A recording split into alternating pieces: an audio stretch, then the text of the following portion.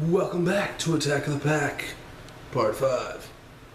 Alright, so we left off talking about the Packers and how they should go in the first round. They're most likely going to go inside linebacker. I personally wouldn't like, I would not be for that, just because this is not a strong linebacker class, and pretty much any linebacker you pick this year is going to be a second rounder next year. So picking one in the first round, that's picking for need, man. That's not what we do. I know everybody wants us to pick a middle linebacker, but we draft best player available. It just so happened last year that Clinton Dix was the best player available on their board when we drafted, and it was a need. If you look back to when we drafted Eddie Lacy, running back was arguably our greatest need at the time. But we didn't draft him in the first round, even though everybody wanted us to. We drafted Dayton Jones because they viewed him as the best player available and got Eddie Lacy in the second round. I feel this year probably do the same thing. To me, Max Williams is a better product at tight end, or a better prospect, rather, not product, but a better prospect than any of the inside linebackers. And here's something I want to talk about on the inside linebackers. I'm not a scout. I don't get to watch game film, so I have to watch highlight film. And I look for certain things in highlight film to be telltale of a linebacker. And one thing I don't want to see linebackers scooping up fumbles and scoring. I don't want to see linebackers getting interceptions off of tipped balls. This isn't skill. This is you're lucky. You're in the right place at the right time. All right. That's what I saw on Kendricks. I think it's Eric Kendricks, the UCLA linebackers highlight film. All right, that's all I saw. That and good wrap-up tackling. They showed a few coverage highlights. He didn't pick the ball off or anything. He just tackled the guy as soon as he caught the ball. That's not what I want to see. Denzel Perryman. His highlight film, you know what I saw? I didn't see scooping scores or anything like that. Oh, there's a cat down there. What I saw in Denzel Perryman's highlight film, I saw him forcing fumbles. I don't want to see you going along with the play. I want to see you causing the play. I want to see you actually have an impact. Denzel Perryman had an impact. If there's one linebacker I feel okay with as a fan for us drafting in the first round, it's Denzel Perryman. Benardrick McKinney, I don't feel he excels in any one particular area. He's just well-rounded. I don't like that for first rounder. First rounder, to me, you have to excel in at least one area. Denzel Perryman is a hell of a run stopper, and a hell of a hitter. Dude puts on hits. Go look it up, YouTube, Denzel Perryman highlight reel. Dude puts on hits, he calls his plays, he forces fumbles. Wide receiver goes up across the middle, thinks he's got a pass complete, Denzel Perryman hits him, pops out the ball, another defender picks it off. That's what I want on our team. Not, I'm just going to come over here, little ball on the ground, scoop up and score. That's luck. That's not talent. Anybody can be lucky. But like I said, I honestly don't think there's a first round middle linebacker in the draft. So give me Max Williams. Let's have another. We'll lose one sick. Williams and gain another.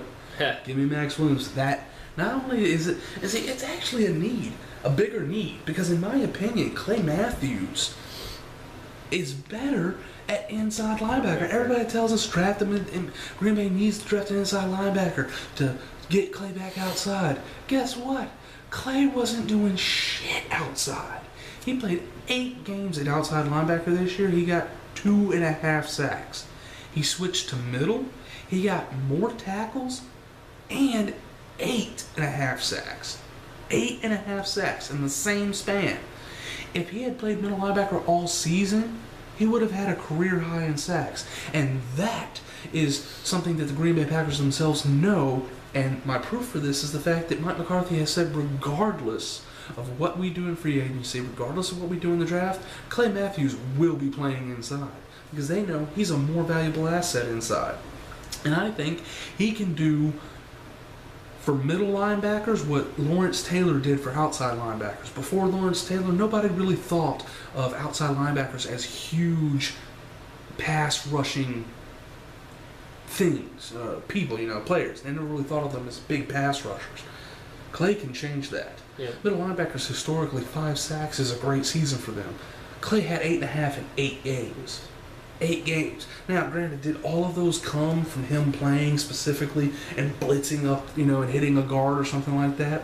I don't know. I can't tell you every single sack. But the fact that that offensive tackle wasn't expecting him on every play, the fact that they didn't always know where he was because he was sometimes playing middle, sometimes playing outside, that helped him. I can tell you that for sure. And the production speaks for itself. So, I argue Packers are going to shock, or if they stay to their own philosophy, Packers are going to shock people. Middle linebacker is not as big as a need as a red zone threat. Red zone threat is a much bigger need, and the best player available fits that red zone threat, not middle linebacker. So, moving on. Lions, do they re-sign Sue? I wouldn't. Neither would I. He's a dirty player.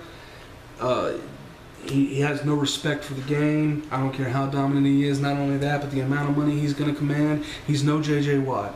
All right, he doesn't take over a game, and he's no J.J. Watt. I mean, hell, just 2 years ago, they were wondering if he was going to be a bust because after his rookie season, where he was considered, great, he's going to be the next great defensive tackle. The next 2 years, he just like, where did Ndamukong Suh go? He disappeared. Then out of nowhere, contract year. What do you know? He comes up and he has a great year. Is he playing for the contract or what? When you sign him, are you going to get the same production? Probably not. J.J. Watt, different character, different player. Really good all the time, not just when the money's on the line. I wouldn't pay the man. How about Fairley? I think you don't sign Sue, so you can sign Fairley, you can sign Mosley. Also have like Llewellyn, or whatever his name is. Yeah, something like that. Try to keep as many players in Keep as many as you can that you still have a solid defense without Sue. Yeah. Plus, you bring up the point of him being a dirty player. Detroit has that reputation as a dirty team. Yeah, and even get rid of somebody who brings that to the team and get some good PR for the team. Yeah. True story. Because even with the coaching change from Schwartz to Jim Caldwell, a lot of people thought Schwartz allowed the mentality and Caldwell would change it. But did Sue's actions change? No. He's still doing, hurtful, spiteful shit on a regular basis on purpose. So, and the whole, I don't know if I would re-sign Fairley. It depends on what his asking price is. Because he's been inconsistent. He doesn't always play 100%. His production doesn't really scream, superstar. So, and where they're picking, they could arguably draft a defensive tackle. So, but they have a lot of defensive players in free agency right now. So you want to clear up that money. Yeah. So I say bring back Cassius Vaughn. Yeah. Rashawn Mathis too, probably. Yeah. They do have a lot of defensive players. Any targets in free agency? For Detroit?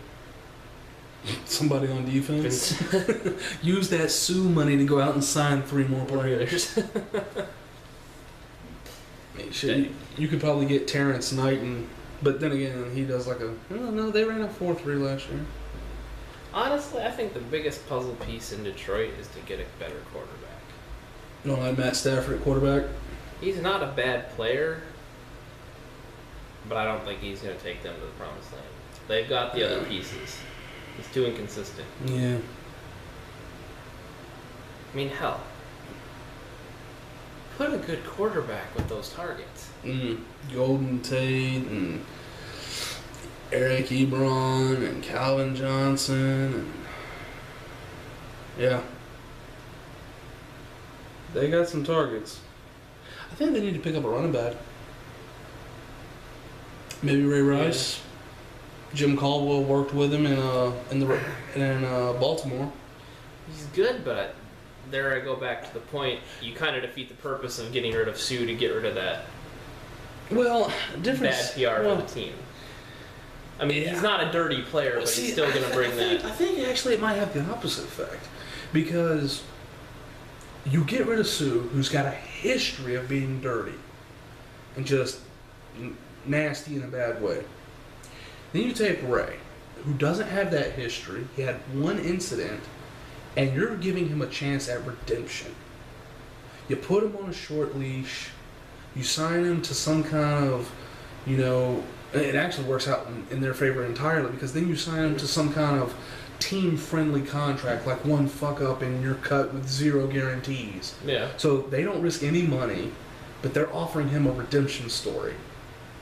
And he then can be a member in the community. He can go out. He can, help himself by going to domestic violence clinics and, supporting them and doing things like that, making appearances, those kind of things like Mike Vick did for like dog shelters and things like that, and repairing his image. It's not going to fix it for everybody. There's still people that hate Mike Vick, even though he's served the time in the legal system. The legal system has adjudicated him, but the society hasn't. Is Ray ever going to be, adjudicated by the society? Probably not. But I think that would actually help their reputation as, hey, we're getting rid of the players that don't want to change, but players with a bad past that want to change, we will welcome and give them an opportunity. A solid running back could really help that team. Yeah. Because they haven't had one since Barry Sanders left. And they might have one for 1 year or so, but alright, we gotta move on. First pick in the draft. First pick, Detroit. Where are they picking? Is him up 23? We're looking at 4 mock drafts. We got Michael Brown, DT, Eddie Goldman, DT, Jordan Phillips, a nose tackle / DT, and DJ Humphries, an offensive tackle. A lot of people saying apparently they need to go defensive tackle. I guess probably think they're going to be losing some of those. Yeah, I'd say probably go defensive tackle as well. CJ Mosley, he's no Ndamukong Suh, and Nick Fairley, he's so inconsistent. I'd say probably defensive tackle. All right, Jay Cutler, state of the Bears. Does Jay Cutler stay or does he go? He stays. Unfortunately for Chicago fans everywhere, sorry to inform Fortunately you. for the rest of the division. Sorry to inform you, Jay Cutler's probably saying it's going to be too hard to move that kind of a contract, and it would be a huge hit to their cap if he were to be cut. So bear with him 1 more year, and he's probably out of there. All right, gonna speed things up a little bit. Which part of the defense needs upgrading first? Safety, I believe you said earlier. Yeah, their safety play was abysmal. Abysmal, he says. They went out and they got a good corner, I believe, in Kyle Fullerton. Kyle Fuller. So they went out and they got a possible great corner. They still got Peanut Tillman, or is he a free agent? He's free agent. He's a free agent right now. He's getting old. Yeah, he is getting old. So they may want to sign another corner. Where do they pick? But they're not. They are that. 7th. Good God, they're 7th. All right, so let's see. We got outside linebacker and defensive end. So yeah, definitely can see pass rush. Suppose, yeah, linebacker. I mean, And there's no safety worth drafting at number 7. So if they're going to do safety, picking at 7th overall, I would probably look at Gerard Holloman out of Louisville in the 2nd round, and I agree go for a pass rushing outside linebacker in the because John Fox likes to do a 3-4 or a 4-3. Pass rushing outside linebacker doesn't really make a lot of sense. You need a defensive end, but hey, whatever floats the boat. All right, moving on. Free agent targets. Any for Chicago? I would argue Brandon Flowers. I think it's Brandon Flowers, the guy out of San Diego, if you could get him, but I think he's going to re-sign with San Diego. They could use some corner help since Peanut Tillman's leaving. Wide receiver, if there's still any out on the market that are worthwhile after losing Brandon Marshall. But then again, I suppose if you get him cheap, if you can get him cheap enough, which you probably won't. But what's his name out of Baltimore? Oh, Torrey Smith. Torrey Smith. Yeah, possible. And then of course we were just talking about first pick of the draft being likely outside linebacker. Landon Collins isn't rated high enough to go 7th overall. Probably Gerard Holloman in the 2nd round I'd be looking at. So yeah, someone like Randy Gregory, Vic Beasley, someone like that. Moving on to the Vikings. Is Teddy ready to be the future in Minnesota?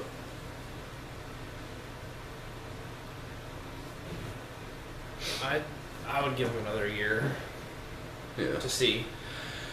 Considering their best receiver right now is Charles Johnson, who was on the Browns practice squad halfway through the season last year, I would say get the man some freaking weapons. Not only that, but Jerick McKinnon was also their leading rusher. I mean, I know they're trying to get Adrian Peterson back. Adrian's a little ticked at how the situation was handled last year, how they didn't support him. I would be too. But if he doesn't come back, then you're looking at, oh, wow, they have to replace running back. Greg Jennings hasn't lived up to his contract. Ha ha. Not at the Vikings or their fans, but to Greg. Ha ha. Cordarrelle Patterson, he's not lived up to the first round hype. I mean, outside of I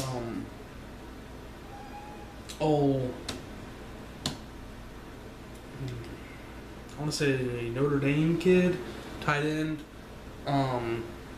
Kyle Rudolph, that's him. Outside of Kyle Rudolph, they don't have a legitimate threat. I mean, Charles Johnson, let's be honest, he's not going to be anybody's number 1 receiver. Speaking of the receiver situation, it's bad. It's really bad. And I don't think anyone has them. No, there's a few people that have them taking receiver in the first round. In fact, some have them taking Devontae Parker, Teddy Bridgewater's former college go-to buddy. And then some have also had them taking Amari Cooper, his former high school teammate. Damn cats. Get down. But yeah, it's bad. They need to get something in there, especially with this deep draft. They need to get something in there. Does AP return?